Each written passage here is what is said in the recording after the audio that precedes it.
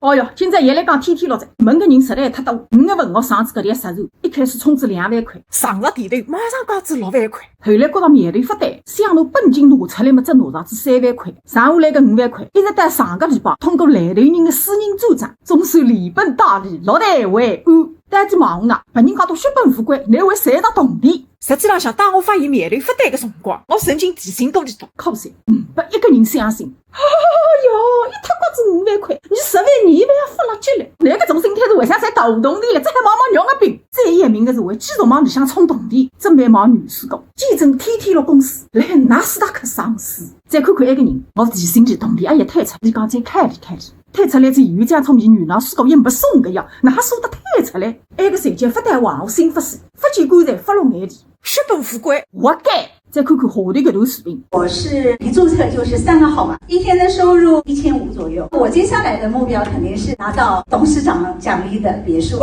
你谁是我个来头人？辣海本金也提不出来个情况下头，为大规模个托人话术。我不晓得你出卖哪样手做搿副烂摊子。最重要的是搿点当时辰光吸引我个人。哎哟，三姐姐姐，那么铜钿拿上在，你哪办家？除脱半斤，没第二点路还走。如果公司账面上没铜钿，半斤也没用，基本上血本富贵。那么后话回答开头，啥体我个来头人肯拿铜钿回本我？那个呢，还算我外国的一干，因为赚了上个礼拜。你到底是对一个天天落公司回复细心？你有没第一次做一种项目来，你发哪里讲？公司有少变化才正常得不得了。我打拨公司打至几十万出来，我来忙牛市搞，啥人些都难嘛，一歇接得来也同意个。让你等了市面去浪向破坏公司形象为劣的。哎，啥什么我长子？如果一个礼拜问到太铜钿，有可能打不到一样血本富贵。啥体么话说这样？自己支付宝开始烫。